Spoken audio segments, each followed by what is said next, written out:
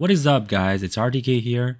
Week 1 of the league has already passed, and I'm here to give you guys a quick update regarding my EA Ballista Elementalist.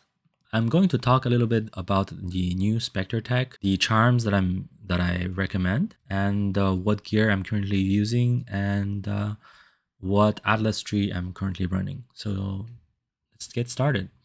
There's a new Spectre that you can use to grant you an additional aura. As you can see, I already have Determination, Precision, Grace, and Defiance banner. I have no mana, but I still can use Malevolence because I'm using a 3-link, which has Malevolence, Ray Spectre, and Guardian's Blessing support. What Guardian's Blessing support does is that it has to be supporting a minion skill and an aura skill, which in this case is the Raise Spectre and the Malevolence aura. When you activate the aura, the supported minion skills will continuously take damage and die. And you will have the aura when your minions are alive. With the introduction of the new Spectres in 3.23, there's a new Spectre called the Dark Marionette, which will revive itself once they die. As you can see here, once they die, after around 0.5 to 1 second, they revive themselves. If you have 2 of them, they will constantly revive themselves and keep your aura on. The only thing is that you have to make sure that one of them will die first before the other. This will happen when you're just running maps and one of them will take some damage. This will basically desync their revive timer. This will allow you to keep the Malevolence or whatever aura you want. The only caveat is that if a monster is able to kill both of your Spectres at the same time, you will have to reactivate your aura again. And I would suggest running a offensive aura and not something like Determination or Grace, because it is not 100% active and you shouldn't rely on it. Okay, so let's talk about the gear I currently have. So I have a 6-link shortbow. This one has +2 socketed bow gems, socketed gems, and some attack speed. And after that, I crafted the fire damage over time multiplier for some added damage. So 1.9 divine, if I check on the trade side, this is very similar to what I have. This also have the socketed. Oh, this is 1 divine. This is a steel. This is a minute ago. So, but usually you're looking at 2 divine. And one important part is that you cannot have added fire damage in your prefix. Added cold is fine, added lightning is fine. Just do not have the added fire. This one is 3 divine. It has very good. This has a tier 5 elemental damage with attack skills as well. This could be a very good bow. And that's it for the bow. The other item I got is the High-Raise Ire. This one basically caps my spell suppression chance. As you can see, I have 100% spell suppression chance, and if I remove High-Raise, I have only 54%. This also gives us added cold damage with our bow attacks that helps trigger our elemental equilibrium. Other than that, I have Polaric Devastation. I bought it for 1.5 divine, so this costs around 1.5 divine, I think, if I remove the amount of resistances it has. So 1.5 to 2 divine depending on the rolls. So those are basically it. This Dying and Dawn, I bought it for 50C in the beginning of the league. And if I check, currently it is only 5 chaos. You should use some catalyst, as you can see. Using elemental or attack catalyst, you can get the mod that gives you 35% faster ignite, increase to 42% faster ignite. This is very good for a DPS increase since it is basically a more damage multiplier. Other than those 4 pieces, the other ones are really generic. I have a Blizzard Crown for the added cold damage implicit that has accuracy, max life, and some resist. For the gloves, I have attack speed, accuracy, resist, max life.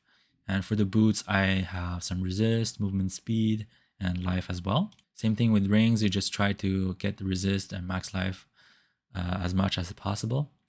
Other than that, for the quiver, I have a quiver that has the tier 1 damage over time multiplier with attack skills, some accuracy and max life. And I crafted the elemental damage with attacks. And for the amulet, it is very cheap as well. Accuracy, +1 all fire, and max life. And that's it. I am looking to upgrade all those other rare pieces And that is pretty much all it is. For the tree, this is what my passive tree looked like. I got a natural instinct for 3 divine. Currently it is 3.2 divine. You can snipe one for 3 divine easily. And then there's also a lethal pride I got for 100 chaos. This is a very good lethal pride because it gives me burning damage on this node, this node, this node, and this node. If you're looking for a good lethal pride, you should look for burning damage or totem damage. Other than that, it is not very relevant. I will have a link in the spreadsheet regarding the POE, and I have also included some updates regarding the build, the upgrade path for each of the gear pieces, and you guys can take a look. Other than the key items over here, what you're looking for on the rares, try to reach 100% chance to hit. As you can see, if I remove 300 accuracy on my amulet, for example, I get 99%. That's fine. It's only for evasive monsters. But the first one is the most important one. Try to reach 100%. You should always have 100% chance over here. Other than that, you're looking to cap your resistances and cap your spell suppression chance.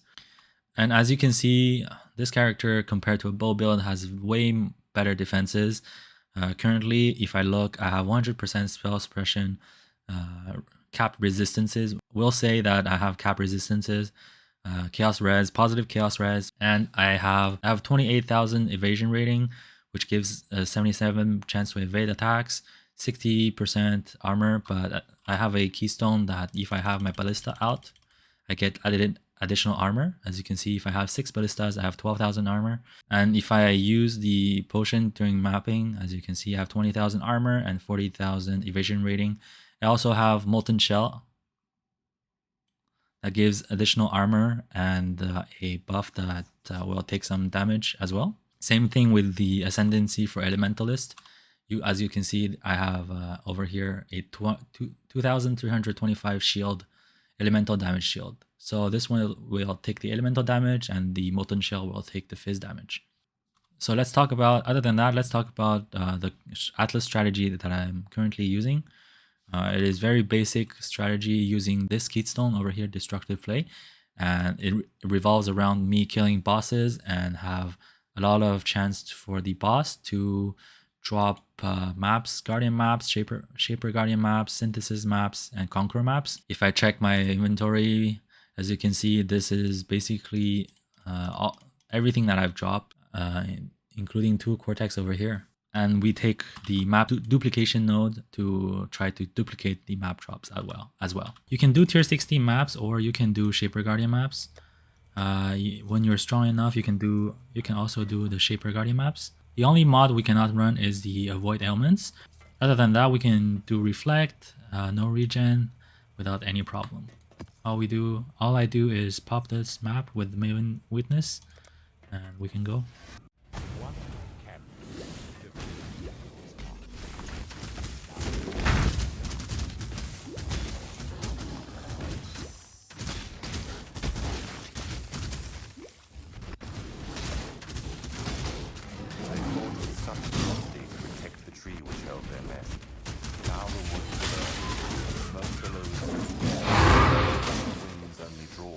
Closer.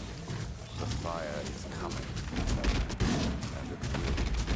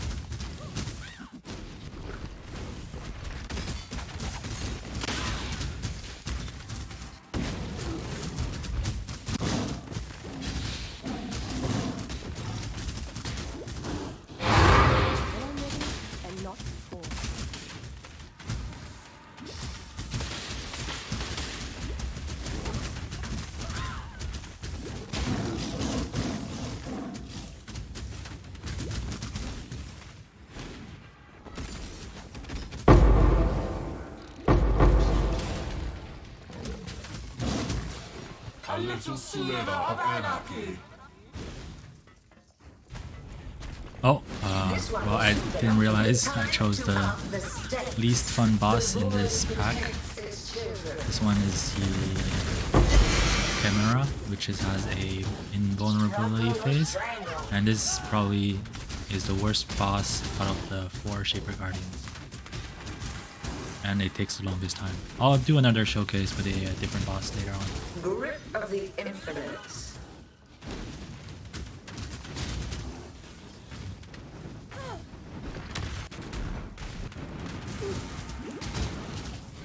Grip of the Infinite.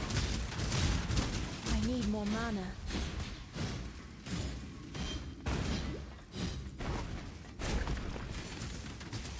Straggler Strangle.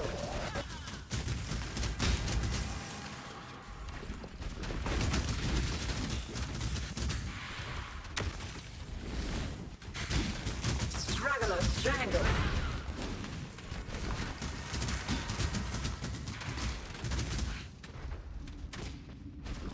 Resist the assault.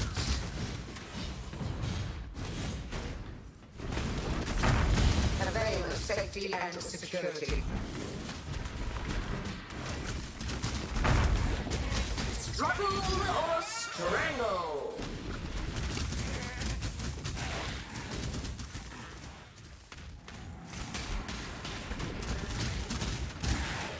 Grip of the Infinite.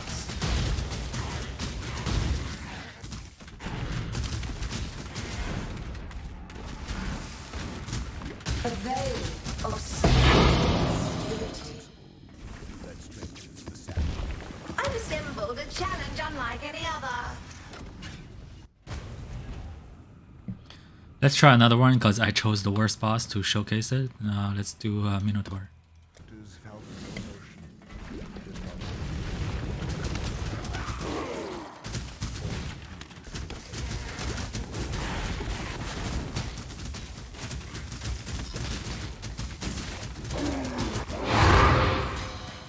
Random chance must dictate you win occasionally.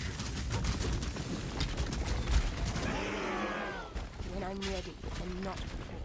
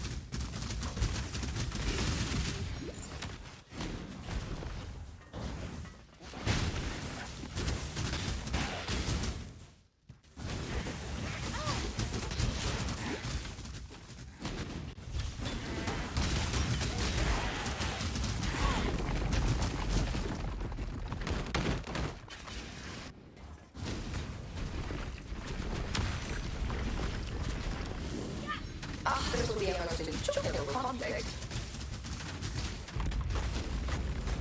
Time to up the stakes. Time bends to my will.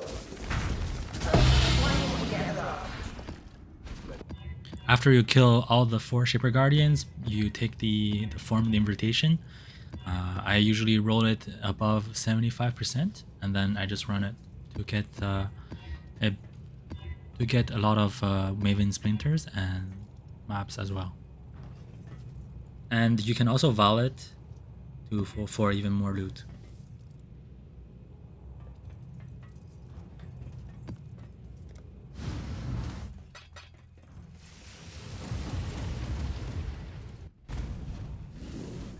Let my dance again. Life is so brittle.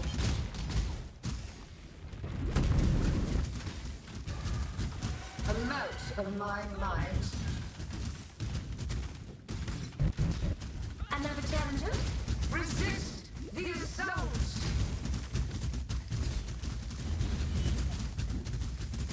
Life is so brittle. Another challenger? Shadow, rise and fight.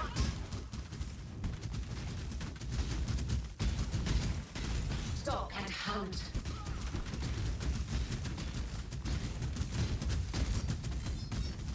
Life is so brittle. This has been most entertaining. What else do I have? Do I need to talk about? Oh yeah, I forgot to talk about the charms I'm using. So here are the charms that I'm currently using. This one has banner skills, have no reservation. So this basically allows me a free Defiance banner. As you can see, it is free. And other than that, I have the recoup 11% of damage taken by your totem's life. It is good since the totem are most likely taking some damage. Other than that, I have just a simple charm that has recover life on kill. And that's pretty much it. I have also updated my Explosive Arrow Elementalist spreadsheet. On the bottom here, I have some additional information that I will give you guys regarding what to upgrade and what you should do with each of your equipment. I will be adding in some trade links as well. And if you have any other questions, feel free to join my Discord and I will answer your questions the best that I can. And as always, thank you guys for watching. Leave a like, subscribe, and leave a comment down below and let me know how your build has been going after week 1. Bye!